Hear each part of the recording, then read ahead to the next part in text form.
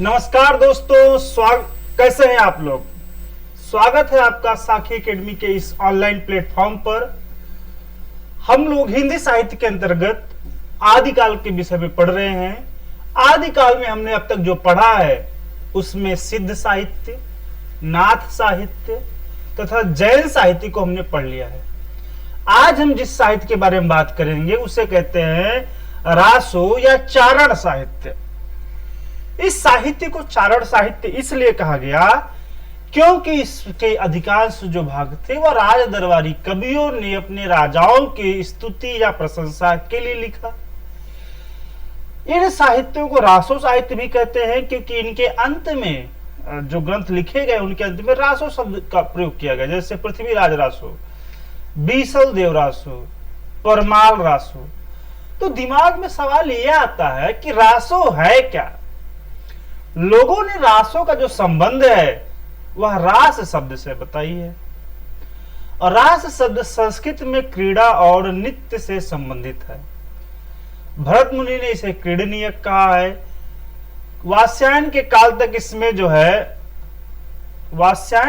तक इसमें गायन का भी समावेश हो गया, लेकिन अभिनवगुप्त ने इसे एक नाटक मान लिया।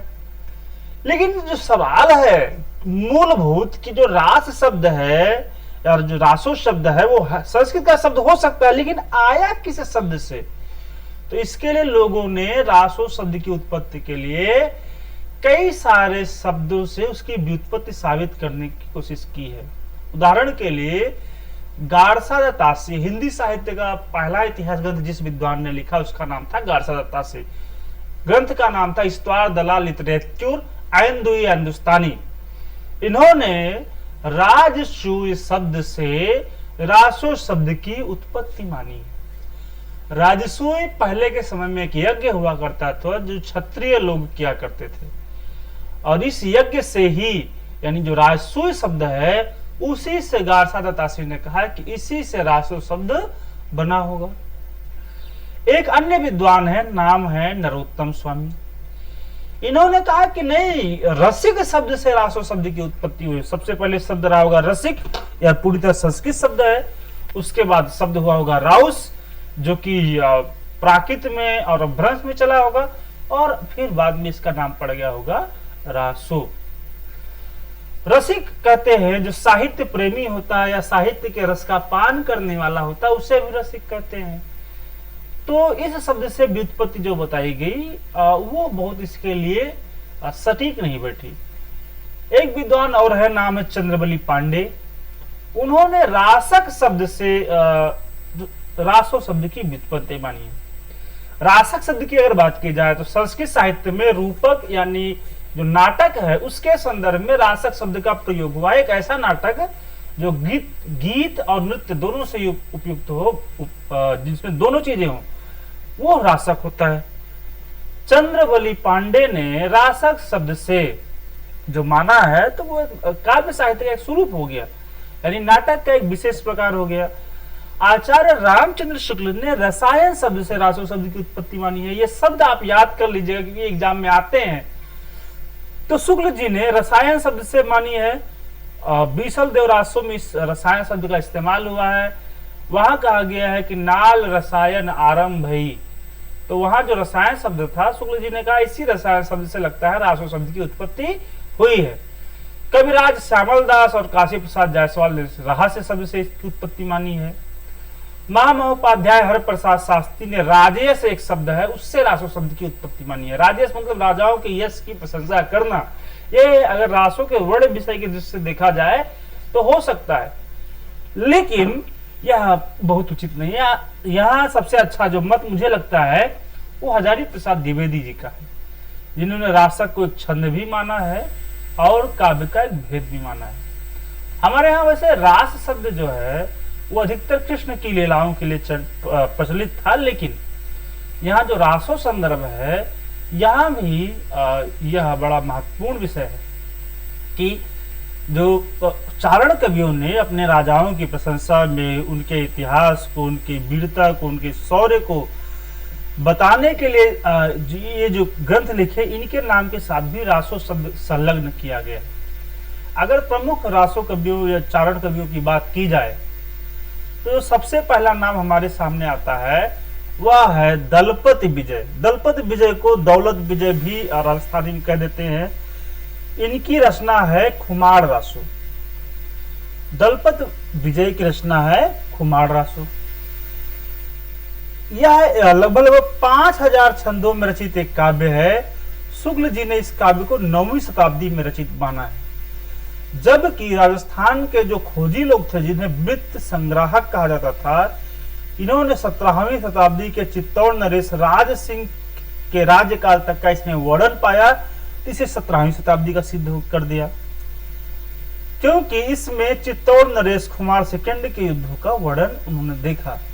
वास्तविकता यह है कि रासो ग्रंथ कोई भी हो, उनमें समय के साथ सुधार फेरबदल किया जाता रहा है। एक प्रकार से जैसे राजाओं का क्रम बढ़ता रहता था, तो वैसे वैसे इसमें जो है राजाओं का नाम जोड़ते जाते थे बाद के राजकवि लोग। इसलिए लगभग हर रासो ग्रंथ में चीज देखने को मिलती है। अगर खुमार रासो की बात की जाए तो इसकी हस्तलिखित प्रति पूना संग्रहालय में सुरक्षित है। अच्छा, अगर हम बात करें कि दलपत विजय की जो खुमार रासो है, उसके कई सारी पंक्तियां बड़ी सुंदर सुंदर हैं। इनमें से 2 पंक्तियां आपके सामने है कि पिव चित्तौड़ न आव्यो सावण पहली तीज, जो वे बाट विरहड़ी खिड़ खिड़ अड़वे खीज। संदेशों पिड़ साहिबा पाछो फिरी न दे, पंछी घाला पिंजरे छूटड़ रो संदेह। ये श्रृंगारिक पत्तियां हैं और इसमें एक प्रकार से जो आप पद्मावत पढ़ते हो उसका भाव है कि पिव चित्तौड़ ना आवे। जो रानी है उन्हें प्रियतम को याद करे कि अगर तुम चित्तौड़ नहीं आए सावन की पहली तीज में, तो जोवे बाट विरहड़ी, जो तुम्हारी राह देख रही, जो तुम्हारी पत्नी, जो वियोगी पत्नी है, खिड़ खिड़ अड़वे की, जो पल प्रति पल जो है एक खींच आ रही है, अपने आप से गुस्सा आ रहा है, तुम्हारे ऊपर भी गुस्सा हो रहा है। फिर कहते हैं संदेशों पिंड साहिबा पाछो फिर दे, कह रही है कि संदेश मेरे प्रीतम से कह देना कि अभी भी सुन ले, नहीं तो बाद में आने का कोई फायदा नहीं होगा, क्योंकि पंछी घाला पिंजरे छूटड़ संदेश, पंछी है इस शरीर रूपी पिंजर के अंदर, अगर ये छूट गया तो फिर शायद मिलन में भी संदेह होगा। अच्छा, रासो काव्य कहा गया कि ये गेय होते हैं, लेकिन सभी रासो काव्य ग्रंथ गेय नहीं है। जो गेय रासो काव्य हैं उनमें बीसल देव रासो और परमाल रासो है। बीसल देव रासो की अगर बात की जाए तो नरपति नाल ने बीसल देव रासो की रचना की है। किस व्यक्ति ने की है? तो आप कह सकते हैं नरपति नाल ने बीसल देव रासो की रचना की है। बीसल देव रासो मुक्तक परंपरा का प्रतिनिधि गेय काव्य है। यह याद कर लीजिए कि बीसल देव रासो मुक्तक परंपरा का प्रतिनिधि गेय काव्य है। यह 4 खंडों में विभक्त है तथा 128 छंदों की आलोच्य कृति का जो संपादन है वह माता प्रसाद गुप्त ने किया है। यानी बीसल देव जो रासो है उसका संपादन माता प्रसाद गुप्त ने किया है, लिखा है नरपतमाल ने। अच्छा, संपादन की बात क्यों आती है? क्योंकि जो पुरानी रचनाएं हैं उनका बहुत सारी प्रतियां मिल जाती हैं या उसकी भाषा सही नहीं मिलती, तो जो संपादक गण होते हैं वह उसके शुद्ध स्वरूप की खोज करके कौन कौन से दोहे प्रामाणिक हैं, कौन से नहीं हैं, उस आधार पर उसे प्रकाशित करवाते हैं। तो इसी कार्य को कहते हैं संपादन। अच्छा, इस कृति की जो सबसे बड़ी चीज है कि हिंदी का प्रथम 12 मासा वर्णन इसी कृति में प्राप्त होता है और इसका प्रारंभ होता है कार्तिक महीने से। यानी जो पद्मावत में हम लोग देखते हैं 12 मासा वर्णन की प्रणाली, उसकी शुरुआत बीसल देवरासों से होती है। और हालांकि वहां चढ़ा आषाढ़ गगन गंगाजा आषाढ़ से शुरू होता है, लेकिन यहाँ पर कार्तिक महीने से, यानी कार्तिक महीना जब बारिश खत्म हो जाती है और जिस महीने हमारी दिवाली होती है उस महीने से इन्होंने 12 मासा की शुरुआत की है। इस कृति में भोज परमार की पुत्री एवं अजमेर के राजा बीसल देव थर्ड की पत्नी राजमती की विरह कथा का मार्मिक अंकन किया गया है।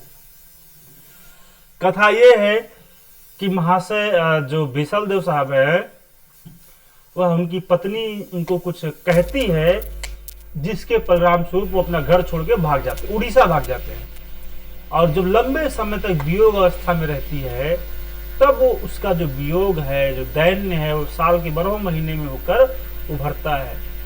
उसी में वो एक पंक्ति कहती है कि अस्त्रीय जन्म नहीं दीधो महेश, अवर जन्म थारे घटा रे नटेश। यानी वो स्त्री जन्म को ही कोसती है। ये अभी आगे पंक्तियां जब आएंगी तो वहां पढ़ भी लेंगे, लेकिन महत्वपूर्ण है कि यह विरह प्रधान काव्य है। इसमें जो रस है वो श्रृंगार रस है, और श्रृंगार में भी वियोग श्रृंगार प्रधान है। छंद वैविध्य के साथ साथ राग रागनी, और सबसे प्रमुख राग कौन है? राग केदार का प्रयोग किया गया है। इसमें कहा जाता है कि मेघदूत और संदेश रासक की संदेश परंपरा भी मिलती है। मेघदूत एक संस्कृत का ग्रंथ है, कालिदास ने लिखा है, और वहां पर उसमें एक यक्ष है जिसको उसके राजा कुबेर ने उसको देश से बाहर कर दिया है। वह अपनी पत्नी को याद करता है, तो उसके वियोग में मेघ के द्वारा संदेश भेजता है। और संदेश रासक में भी ऐसी ही कहानी है, जहां संदेश जो है, जो विरहिणी भेजती है। तो उन दोनों की परंपराओं के हिसाब से यहाँ संदेश भी भेजा जाता है। इस रचना में जो कहा गया है कि कोई स्त्री लाख गुणवती हो, किंतु यदि वह पति से बिना कोई बातचीत बिना भली भांति सोझे समझे करती है, तो उसका सब कुछ बिगड़ सकता है। यह रचना श्रृंगार परक है तथा नीति परक भी है। यानी यह रचना श्रृंगार परक होते हुए भी नीति परक है। बीसल देवरासों पर जिन दत्त सूरी के उपदेश रसायन रास का पर्याप्त प्रभाव लक्षित होता है। अब अगर बीसल देव रासों का कालनिहार की बात की जाए तो शुक्ल जी ने संवत 1212 विक्रमी, जो कि उसमें एक पंक्ति आई है, 1272 मझारी, जेठ बदी नवमी बुधवारी, और नाल रसायन आरंभ भई उठ ब्रह्म विचार। इस छंद के आधार पर उन्होंने यह समय बताया है, 1212 विक्रम संवत। डॉक्टर राम कुमार वर्मा ने इसका समय बताया है संवत 1058 विक्रमी। गौरी शंकर हीरचंद ओझा ने 1030 से 1056 विक्रमी के बीच का समय बताया है। मिश्र बंधुओं ने संवत 1220 विक्रमी बताया है। मिश्र बंधुओं को तो आप जानते ही हैं, 3 भाई थे, श्याम बिहारी, सुखदेव बिहारी और गणेश बिहारी। मोतीलाल मिनारिया ने 1545 से 1560 विक्रमी का समय बताया है। जो मान्य मत है वो यही है कि सन 1212 के आसपास इसकी रचना की गई थी। अब जो रासो काव्य परंपरा का सर्वाधिक लोकप्रिय काव्य है, जो हमारे उत्तर प्रदेश के बुंदेलखंड, बघेलखंड इत्यादि क्षेत्रों में खूब गाया जाता है, वह है जगनिक का परमाल रासो। इसे आलखंड भी कहा जाता है। क्या कहा जाता है? आलखंड। आलखंड का ही दूसरा नाम परमाल रासो है, और परमाल रासो का दूसरा नाम आलखंड है। एक वास्तविक चीज यह है कि यह आल्हा नामक छंद में रचा गया है, जिसके और वह छंद इतना गेय है कि इसका नाम ही आलखंड पड़ गया। इसमें कालिंजर के चंदेल राज जो हैं, जिनका नाम परमर्द देव है, उनका दरबारी कवि था जगनिक। जगनिक जो है कालिंजर के चंदेल राज परमर्द देव, जिनका उपनाम परमल या परमाल देव भी था, उनका दरबारी कवि था। कालिंजर राजा की सेना में बनाफर शाखा के 2 क्षत्रिय वीर आल्हा और उदल रहते थे। जब पृथ्वीराज चौहान यानी पृथ्वीराज थर्ड तथा कालिंजर के राजा के मध्य युद्ध हुआ, तो उसमें वो लोग लड़ते हुए वीर गति प्राप्त हुए। और कवि जगनिक ने अपना जो ये आलखंड है या परमाल रासो, इसमें इन्हीं वीरों की गाथा को लेकर इस परमाल रासो की रचना की है। आलखंड में 36 खंड हैं। महत्वपूर्ण चीज है कि इस पदकृति का जो अंतिम नाम है वह है महोबा समय। लेकिन सबसे बड़ी बात यह है कि यह कृति लिखित रूप में उपलब्ध नहीं हुई है, बल्कि मौखिक परंपरा के आधार पर 1865 ईस्वी में फर्रुखाबाद के एक कलेक्टर हुए थे, नाम था चार्ल्स इलियट। उन्होंने जो लोगों से ये गीत सुना तो उन्हें यह इतना वीरपूर्ण गीत लगा कि उन्होंने जो अलहैत थे, जो आला गाने वाले होते थे, उन्हें अलहैत कहा जाता था, उनसे इस गीतों का संकलन कराया और उसे प्रकाशित कराया। इसके पहले इसे पृथ्वीराज रासों का एक खंड महोबा खंड के रूप में ही समझा जाता था, किंतु डॉक्टर श्याम सुंदर दास ने इस भ्रांत धारणा का निराकरण किया तथा इस ग्रंथ का शीर्षक परमाल रासो रखा तथा काशी नागरी प्रचारी सभा से इसका प्रकाशन करवाया। आचार्य रामचंद्र शुक्ल ने वीर गाथा काल में जिन 7 प्रबंध काव्यों की चर्चा की है, उनमें सर्वाधिक लोकप्रिय प्रबंध काव्य परमाल रासो ही है। यह निर्वात चीज है कि जो परमाल रासो है वह सर्वाधिक लोकप्रिय है।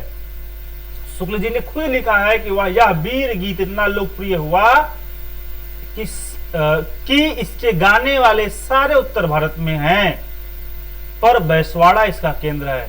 इस ग्रंथ की लोकप्रियता के कारण ही इलियट के अनुरोध पर डब्ल्यू वाटरफील्ड ने उनके द्वारा संग्रहित आल खंड का अंग्रेजी अनुवाद किया। यानी आल खंड जो है, जो परमाल रासो है, उसका अंग्रेजी अनुवाद भी हुआ है, जिसे करने वाले विद्वान का नाम है डब्ल्यू वाटरफील्ड, जिसका संपादन ग्रियर्सन ने 1930 ईस्वी में द 9 चेन ऑफ द मेरी फ्यूड, इसका जो अनुवाद था वो क्या था, डब्ल्यू वाटरफील्ड ने, और इसका संपादन जॉर्ज ग्रियर्सन ने द 9 चेन ऑफ द मेरी फ्यूड नाम से कलकत्ता रिव्यू में सन 1875 से 1876 ईस्वी में प्रकाशित करवाया। परमाल रासो के नायक आल्हा का विवाह सोनवा नाम से एक कन्या उससे हुआ तथा उदल का विवाह पुलवा से हुआ था। आल्हा और उदल के पिता दशराज ने माड़ो के राजा करिंगा के आक्रमण से महोबा को बचाया था। आल्हा और उदल के पिता दशराज ने माड़ो के राजा करिंगा के आक्रमण से महोबा को बचाया था। राजा परमल ने आल्हा और उदल के पिता पर प्रसन्न होकर उन्हें अपनी सेना में सर्वोच्च पद दिया था। अपने पिता के समान और आल्हा और उदल भी स्वामी भक्त थे। महोबा प्रिय था, राजा परमल प्रिय थे, रानी मल्हना प्रिय थी। आल खंड अभी भी हमारे यहाँ वर्षा ऋतु के समय बड़ी जोर से गाया जाता है और अनेक परिवर्तनों के बावजूद यह जो ग्रंथ है यह रसिकों को आह्लादित करने में सक्षम है। यहाँ जितनी भी वर्णनाएं हैं, वर्णन जितना भी मिलेगा वह अतिशयोक्तिपूर्ण है, लेकिन जो कथा का प्रवाह है, जो छंदों का प्रवाह, वो अत्यंत सुंदर है। आल्हा गाने वालों को अल्हैत कहते हैं और बिहार और उत्तर प्रदेश में नट, जिसे आल्हा गान के संदर्भ में लठौर कहा जाता है, आल्हा गाते हैं। ये कैसे करते हैं? ये लाठी ले लेते हैं और उसे नचा नचा के आलखंड का गायन करते हैं। ये वे आल्ह काव्य के चारण है। डॉक्टर जॉर्ज ग्रियर्सन ने लिखा है कि आल्हा और उदल भारतीय वीरता के उस आदर्श को प्रस्तुत करते हैं जिसे धीर वीर कहा जाता है। निष्कर्षा, अगर निष्कर्षता कहें तो आलखंड जनसमूह की निधि है और इसी दृष्टि से उसका मूल्यांकन होना चाहिए। महत्वपूर्ण बात यह है कि आलखंड जब जिसका लिखित रूप था ही नहीं, तो उसमें समय के हिसाब से इतने परिवर्तन हो गए कि उसकी भाषा बहुत प्रामाणिक नहीं है, लेकिन उसके जो भाव व्यक्त हुए हैं उनके दृष्टि से आलखंड को देखा जाना चाहिए, यही लेखक का कहना है। आलखंड की बहुत सारी पंक्तियां बड़ी चर्चित हुई। यहाँ कुछ पंक्तियां आपके सामने हैं, अगर आप इन पंक्तियों को पढ़ेंगे तो आपके रोंगटे खड़े हो जाएंगे। अगर कोई एकदम निर्जीव व्यक्ति भी है और आलखंड को पढ़ ले तो उसमें एक अद्भुत स्फूर्ति का संचार हो जाता है। लिखते हैं कि 12 बरस ले कुकर जीवे और 13 लो जिए सियार, बरस 18 छत्री जीवे आगे जीवन को धिक्कार, और जो मर जई है खटिया पर तो कौवा गिद्ध न खई है मांस, और जो मर जई है रण खेतन में तुमरो नाम अमर हो जाए। तड़ता तड़ता तेगा बोले उनके खटर खटर तलवार, और जैसे छिरियन में हुनहा पर वैसे पलटन में पड़ल द्रुदल बबुआन, जिनके टंगरी धई के बीगे ते ता चूर चूर हो जाए, मस्तक मारे हाथी के डोंग चलत बहाए, और थप्पड़ मारे उटन के टांग चित्त हो जाए। अर्र गोला छूटन लागे सर सर तीर रहे सन्नाए, गोला लागे जह हाथी के मानो चोर सेंध हो जाए, और गोला लागे जौन ऊट के सो गिर पड़े चकत्ता खाए, खट खट खट खटतेगा बोले बोले छपक छपक तलवार, और चले जो नब्बी या गुजराती ऊना चले बिलायत क्यार, और तेगा चमके बर्द नान के कट कट गिरे सुधारन जन। अब यहाँ जो विलायत शब्द इस्तेमाल किया, ये विलायत शब्द ही अप्रामाणिकता का बता दे रहा है, क्योंकि यह ग्रंथ जिस समय लिखा गया उस समय तक अंग्रेज भारत में नहीं आए थे। तो यह जिन शब्दों का इस्तेमाल किया गया है वह सिर्फ ध्वन्यात्मकता आप इसकी देखिए, इसकी ज्ञता देखिए, इसकी भाषा की प्रामाणिकता पर बहुत सवाल मत जाइए। ऐसे ही एक कविता है, सदा तरैया ना बन फूले यारो सदा न सावन होए, स्वर्ग मड़ैया सब काहू को यारो सदा न जीवे कोई। यहाँ मरने वाली बात है। तो हम लोग कहते हैं कि जो क्षत्रियगढ़ थे, यहाँ के जो राजपूत थे खासकर, वो छोटे छोटे थे, आपस में लड़ते मरते रहते थे। ये उसका सुंदर है कि इनके जो कविगढ़ थे वो भी इन्हें कैसे भड़काते थे, कैसे इनको जो है प्रोत्साहित करते थे कि जाओ युद्ध के मैदान में लड़ो मरो। तो वही कहते हैं, सदा तरैया ना बन फूले यारो सदा न सावन होए, स्वर्ग मड़ैया सब काहू को यारो सदा न जीवे कोई। आगे देखी सुने चुके हैं कि बरस 18 छत्री जीवे आगे जीवन को धिक्कार। यानी कि यहाँ जो लड़ मरने का भाव है वह बड़ा प्रबल है, लेकिन यह लड़ मरने का जो भाव है किसी राष्ट्रीय एकता के वशीभूत होकर नहीं है कि अपने देश को आजाद कराने से लड़ना है, बल्कि यह अपने झूठे स्वाभिमान को दिखाने के लिए। हाँ, अलाउद्दीन कह सकते हो लोकनायक थे, उन्होंने अपने राज्य को बचाने के लिए लड़ा, लेकिन वह राज्य किस काम का जो अपने ही सैनिकों की, अपने ही देश के हितों की रक्षा न कर पाए। अब जिस हम कवि की बात करने जा रहे हैं उनका नाम है चंद बरदाई। इन्हें महाकवि की उपाधि से भी नवाजा जाता है। रचना है इनकी पृथ्वीराज रासो। वास्तव में जो चारण कवि हैं, जिन्हें भाट कवि भी कहते हैं, जिन्हें दरबारी कवि भी कहते हैं, उनमें ये पहले कवि हैं जिन्होंने अपने राजा के दरबार की प्रशंसा करते हुए भी उसकी कमियों को इंगित करने से चूके नहीं हैं। और यही कारण है कि इनका जाने के बाद भी इनका पृथ्वीराज रासो आज भी लोगों के बीच में जिंदा है और निरंतर जो विचार विमर्श का केंद्र बना हुआ है। अलग बात है कि इसकी प्रामाणिकता संदिग्ध है, क्योंकि इसमें वर्णन कई सारे ऐसे हैं जो इतिहास प्रामाणिक नहीं है, लेकिन फिर भी यह जो ग्रंथ है यह अप्रतिम है। आचार्य शुक्ल जी ने इसीलिए लिखा है कि चंद बरदाई हिंदी के प्रथम महाकवि माने जाते हैं और इनका पृथ्वीराज रासो हिंदी का प्रथम महाकाव्य। ये दिल्ली नरेश पृथ्वीराज चौहान, जिसे पृथ्वीराज थर्ड कहते हैं, कि बाल सखा, परामर्शदाता और राजकवि थे। हरिप्रसाद शास्त्री के अनुसार इनका जन्म 1168 ईस्वी में लाहौर में हुआ था। पृथ्वीराज रासो के अनुसार ये भट्ट जाति के जगात नामक गोत्र में उत्पन्न हुए थे। किस जात के थे? भट्ट जात के थे और जगात गोत्र में उत्पन्न हुए थे। भक्ति काल के महान कवि सूरदास ने प्रकृति साहित्य लहरी में स्वयं को चंद बरदाई का वंशज बताया है। हालांकि महत्वपूर्ण बात यह साहित्य लहरी भी बहुत प्रामाणिक रचना नहीं है, फिर भी उस कृति के अनुसार सूरदास ने स्वयं को चंद बरदाई का वंशज बताया है। पृथ्वीराज रासो में चंद बरदाई के पिता का नाम मल्ल बताया गया है। चंद बरदाई के 2 विवाह हुए थे। उनकी पत्नियों के नाम थे कमला और गौरी। कवि चंद अपनी दूसरी पत्नी पर अधिक अनुरक्त थे, क्योंकि वह उनके लिए काव्य की प्रेरणा थी। दोनों पत्नियों से 10 पुत्रों का जन्म हुआ, जिनमें जल्लड़ उन्हें सर्वाधिक प्रिय था। और कहा जाता है कि जब पृथ्वीराज को गोरी यहां से पकड़ ले गया तो उनके साथ जाते वक्त चंद बरदाई ने, जो पृथ्वीराज रासो थी, वह अपने पुत्र जल्लड़ को सौंप दी और कहा कि इस अधूरी कृत को पूरा करने का काम तुम्हारा है। इसके संदर्भ में कुछ पंक्तियां चर्चित हैं कि पुस्तक जल्लड़ हथ दय चली गज्जन काज, रघुनाथ चरित हनुमंत कृत, भूप भोज उद्धर्य जिमी, पृथ्वीराज सुजस कवि चंद कृत, चंद नंद उद्धरियतम।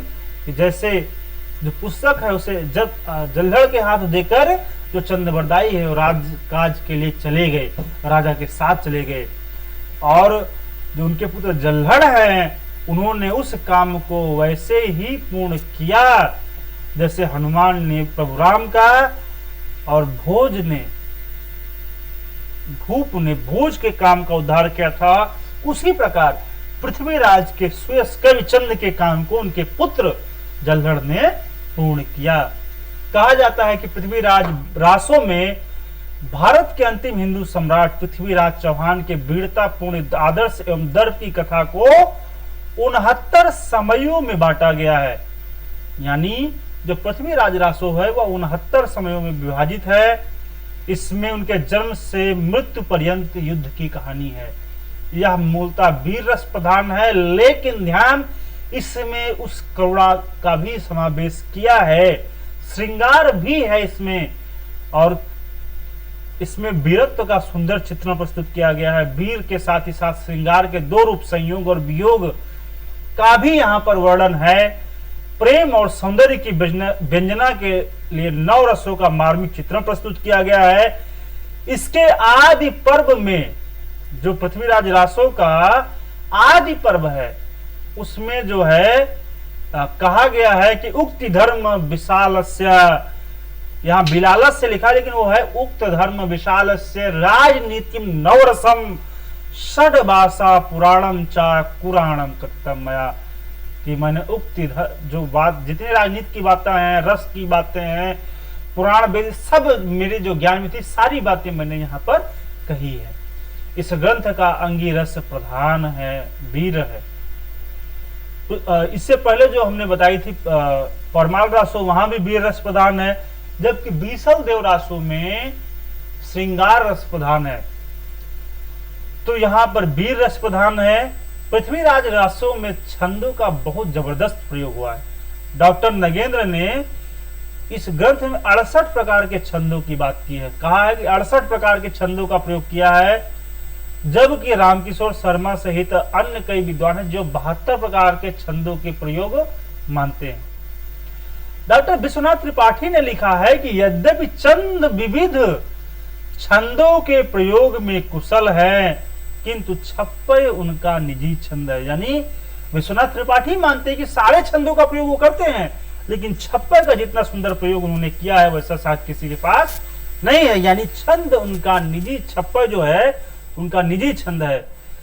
शिव सिंह सरोजकार ने चंद बरदाई को छप्पयों का राजा माना है।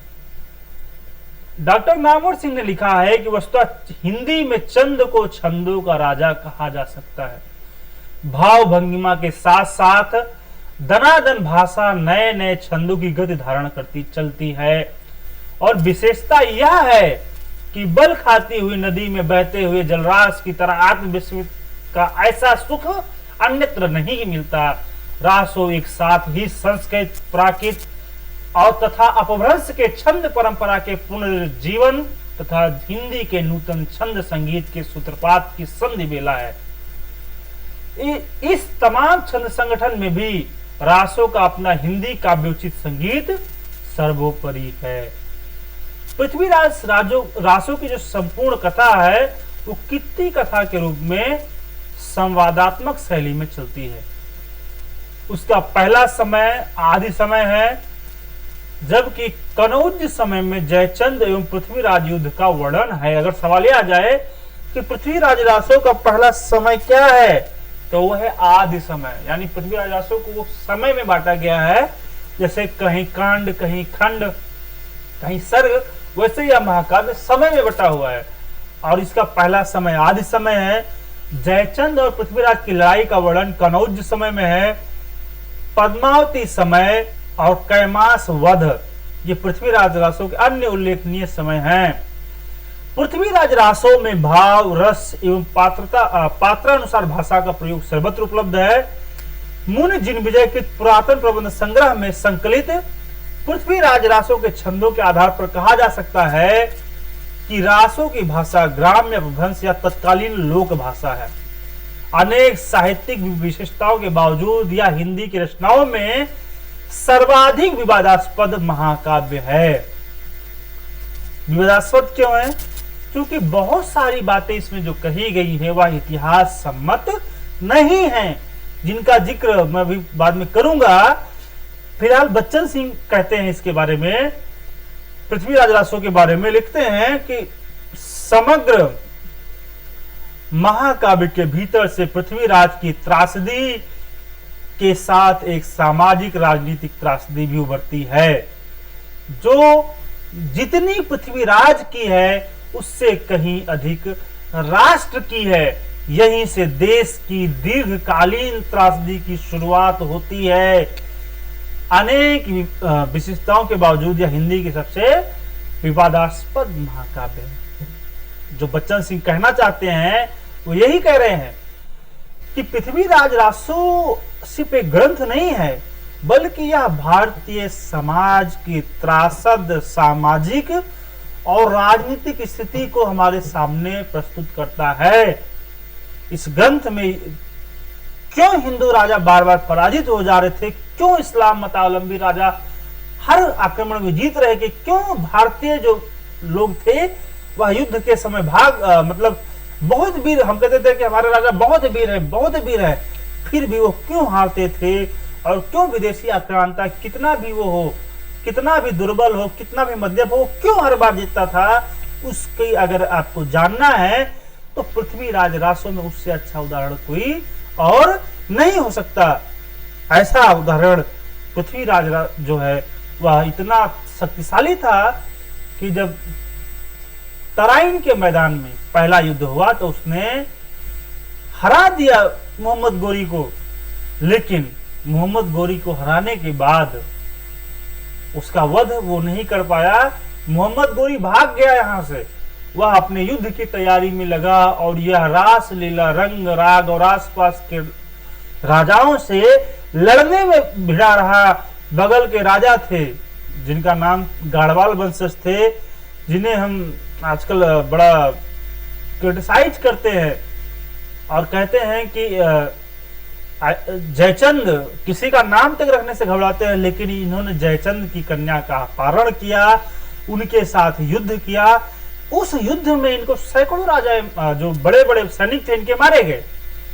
तो कहावत है ना कि जब आप किसी बड़े लक्ष्य को छोड़कर सामान्य लक्ष्य की तरफ बढ़ते हैं तो ऐसा ही होता है। इन राजाओं में कोई राजनीतिक एकता थी नहीं, विदेशी आक्रमण का सामना कैसे करते, और इसी का परिणाम रहा कि जो भी राजपूत राजा रहे, कितने भी बलशाली रहे हो, कितने भी वीर रहे हो, वह हर बार पराजित ही होते रहे। पृथ्वीराज रासो के प्रथम विदेशी उद्धारकर्ता का नाम था कर्नल जेम्स टॉड। यानी इस ग्रंथ को जो सबसे पहले जिस व्यक्ति ने देखा, खोजा और इसका अनुवाद किया वो थे कर्नल जेम्स टॉड। ये इसके सौंदर्य पर इतने मुग्ध थे कि इसके 30,000 पद्यों का अंग्रेजी अनुवाद किया। बंगाल में एक थी रॉयल एशियाटिक सोसाइटी, वह उसने इसका प्रकाशन भी शुरू कर दिया, लेकिन 1875 ईस्वी में डॉक्टर बुलर ने कश्मीर से एक कवि थे जयानक, उनके कृति पृथ्वीराज विजय नामक संस्कृत ग्रंथ प्राप्त कर लिया। और फिर उसमें जो घटनाएं वर्णित थी और जो पृथ्वीराज रासो की घटनाएं थी, दोनों में बड़ा जमीन आसमान का अंतर था। तो उन्हें पृथ्वीराज रासो की तुलना में जो पृथ्वीराज विजय है वह ज्यादा सही प्रतीत हुई। और ऐसी अवस्था में डॉक्टर बुलर ने पहली बार इसकी प्रामाणिकता पर संदेह किया। इसका परिणाम यह रहा कि इसका प्रकाशन कार्य रुक गया। वैसे तो रासो की प्रामाणिकता पर संदेह सबसे पहले जो जिसने किया था वो थे कविराज मुरारी दीन तथा उदयपुर के कविराज श्यामल दास। पृथ्वीराज रासो की प्रामाणिकता के संदर्भ में हजारी प्रसाद द्विवेदी कथन है कि पृथ्वीराज रासो की रचना सुख सुखी संवाद के रूप में मिलती है, इसलिए जिन सर्गों में संवाद शैली नहीं मिलती उन्हें छिपक मान लिया जाए। इसी संदर्भ में एक विद्वान है मोहनलाल विष्णुलाल पांड्या, इन्होंने प्रथम संरक्षण नामक निबंध में आनंद संवत की कल्पना की और इस आधार पर से प्रमाणिक माना। तो ये प्रमाणिक है या प्रमाणिक है, कम प्रमाणिक है, ज्यादा प्रमाणिक है, इसको लेकर कई सारे मत तैयार हो गए। तो पृथ्वीराज रासो को जिन लोगों ने प्रमाणिक माना उनमें कुंवर कन्हैयाजू, श्याम सुंदरदास, मोहनलाल विष्णुलाल पांड्या, मिश्र बंधु, कर्नल टॉड, राधा कृष्णदास और मोतीलाल मेनारिया हैं। ये सभी जो हैं पृथ्वीराज रासो का जो नागरिक प्रसारणी का संग्रह है उसे प्रामाणिक मानते हैं। वहीं पृथ्वीराज को कई विद्वान ऐसे हैं जो अप्रामाणिक मानते हैं, जिनमें कविराज मुरारी दान, आचार्य शुक्ल, रामचंद्र शुक्ल, कविराजा श्यामल दास, मुंशी देवी प्रसाद, डॉक्टर बुलर, गौरी शंकर हीरचंद्र ओझा तथा डॉक्टर रामकुमार वर्मा।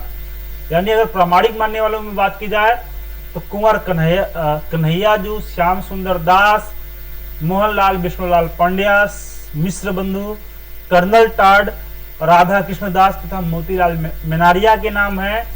जबकि अप्रामाणिक जिन्होंने माना उसमें मुरारी दान, आचार्य शुक्ल, कविराज श्यामल दास, मुंशी देवी प्रसाद, डॉक्टर बुलर, गौरी शंकर हीरचंद्र ओझा, डॉक्टर रामकुमार वर्मा के नाम प्रमुख है। जिन लोगों ने पृथ्वीराज रासो को अप्रामाणिक माना है, यानी अर्ध प्रामाणिक माना है, उनमें है विपिन बिहारी चतुर्वेदी, दशरथ शर्मा, डॉक्टर हजारी प्रसाद द्विवेदी, अगर चंद्र नाहटा, मुन जिन विजय तथा सुनीत कुमार चटर्जी।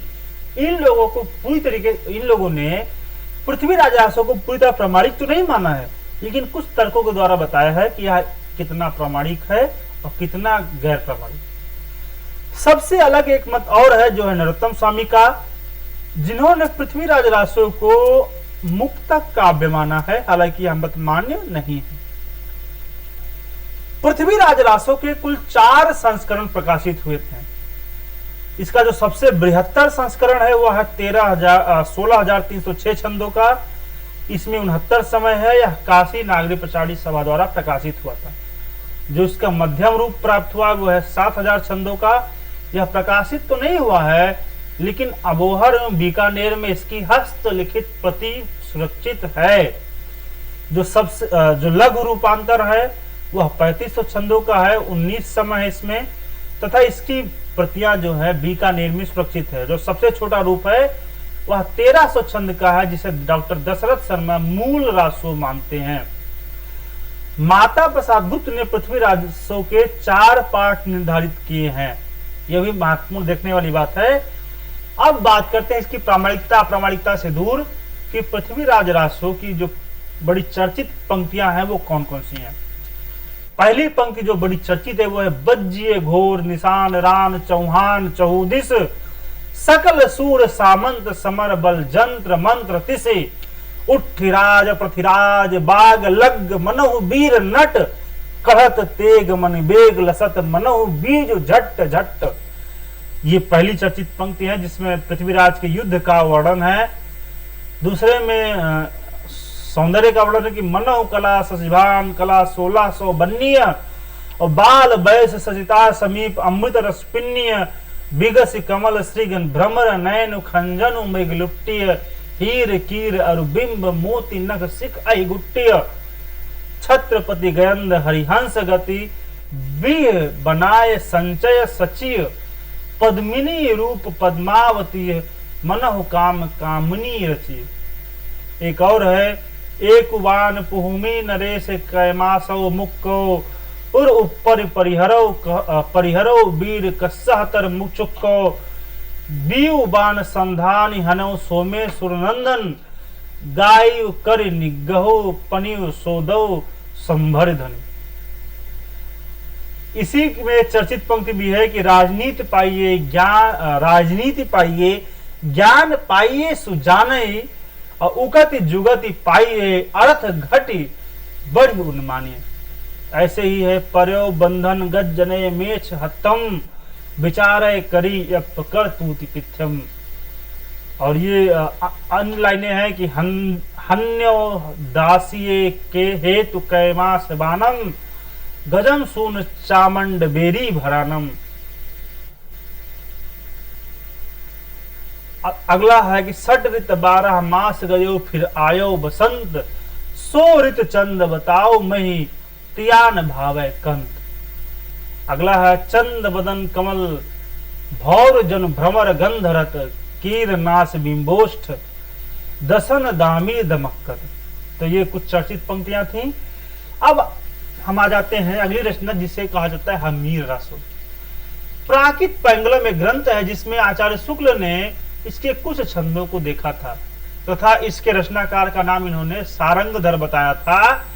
राहुल सांकृत्यायन ने इसके रचनाकार का नाम जज्जल बताया है। इसमें राजा हमीर और अलाउद्दीन के युद्धों का वर्णन है। इसकी कोई प्रामाणिक प्रति नहीं है। यहां तक कि हमीर रासों के विषय में डॉक्टर हरि प्रसाद द्विवेदी ने कहा है कि हमीर का मतलब अमीर है, यानी कि यह किसी हमीर का वर्णन नहीं है, बल्कि किसी जो सेठ धनाढ़ सेठ है उसका वर्णन इस काव्य ग्रंथ में हुआ है। इसकी कोई मूल प्रति प्राप्त नहीं हुई, इसलिए इस पर ज्यादा विचार नहीं रखा जा सकता। एक अन्य रचना प्राप्त हुई जिसका कोई कवि नहीं है, नाम है मुंज रासो, और इसमें भी मेरे तुम की प्रबंध चिंतामणि में जो 20 छंद प्राप्त हुए थे, इसी आधार पर इसकी कल्पना हुई। इसमें मुंज तथा कर्नाटक के राजा तैलब की शत्रुता और युद्धों का वर्णन है। ये सब छोड़ते हैं, बात करते हैं कि आदिकाल का नामकरण वीरगाथा काल शुक्ल जी ने जिन आधारों पर किया था, उनमें 4 अपभ्रंश के ग्रंथ थे। ये 4 अपभ्रंश के ग्रंथ थे हमीर रासो, विजयपाल रासो, कीर्तलता और कीर्त पताका। हमीर रासो की रचना सारंगधर ने की थी, नल सिंह ने विजयपाल रासो की रचना की थी, विद्यापति ने कीर्तलता और कीर्ति पताका की रचना की थी। यानी सारंगधर की रचना है हमीर रासो, नल सिंह की विजयपाल रासो, विद्यापति की कीर्तिलता और कीर्ति पताका।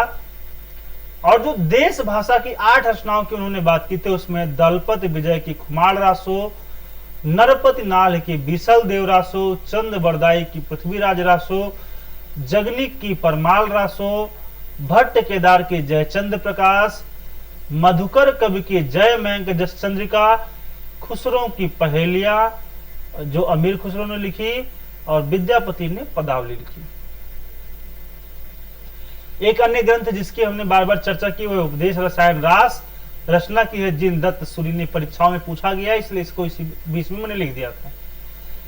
अब प्रमुख रासो ग्रंथों की अगर रचना काल के हिसाब से बात की जाए तो भरतेश्वर बाहुबली राज जिसकी रचना शालिभद्र सूरी ने की 1184 ईस्वी की है, बुद्धि रास भी उन्हीं की रचना है 1200 ईस्वी की है, चंदन बाला रास भी 1200 के आसपास की है, जीवदया रास जो आसगु ने रचा है वो भी 1200 ईस्वी के आसपास की है, स्थूली भद्ररास जिसकी रचना जिन धर्म सूरी ने की है वह 1209 की है, रेवंत गिरिराज की रचना विजय सेन सूरी ने की है वो 1231 ईस्वी की है, आबू रास एक रचना है जिसकी रचना पल्हड़ ने की है, आबू रास की रचना पल्हड़ ने की है और 1232 ईस्वी की है, नेमिनाथ रास की रचना सुमतिगढ़ ने की है 1238 ईस्वी की, कछूली रास इसकी रचना प्रज्ञा तिलक ने की है, गय सुकुमार रास की रचना दिल्हड़ ने की है, जिन पद्म सूरी पट्टाभिषेक रास सारमूर्ति ने, पंच पांडव रचित रास शालिभद्र सूरी ने, और गौतम स्वामी रास उदयवंत ने रचा है। जो अप्रामाणिक रासो ग्रंथ है जिनका सही स्वरूप प्राप्त नहीं है उनकी समरी है खुमार रासो दलपत विजय का, बीसल देव रासो नरपत नाल का, पृथ्वीराज रासो चंद बरदाई का, परमाल रासो जगनिक का, विजयपाल रासो नल सिंह का। ये बहुत इनका प्रामाणिक रूप प्राप्त नहीं है। अब अगर बात करें रासो ग्रंथों की विशेषताओं की तो पहली विशेषता आश्रयदाता राजाओं की प्रशंसा लेकिन राष्ट्रीय भावना का अभाव, रचनाओं में संदिग्धता, ऐतिहासिकता का अभाव, युद्धों का वर्णन, यथार्थ वर्णन, भावोन्मेष का अभाव, वीर रस प्राधान्य, वीर के साथ साथ श्रृंगार रस का वर्णन, रासो ग्रंथों का निर्माण वीरगाथाओं में प्रबंध और मुक्तक दोनों रूप, जन जीवन से संपर्क का अभाव, विभिन्न छंदों का प्रयोग, डिंगल और पिंगल भाषा का प्रयोग, साहित्य में प्रक्षिप्त अंशों का बाहुल्य, ये थी रासो काव्य की प्रमुख विशेषताएं। तो मुझे लगता है कि आज इतना ही। कल हम फिर हाजिर होंगे जिसमें हम बात करेंगे कि आदिकाल का लौकिक साहित्य और गद्य साहित्य कैसा था। अगर अभी भी आपने हमारे वीडियो को लाइक सब्सक्राइब नहीं किया है तो कृपया सब्सक्राइब कर लें। बहुत बहुत धन्यवाद।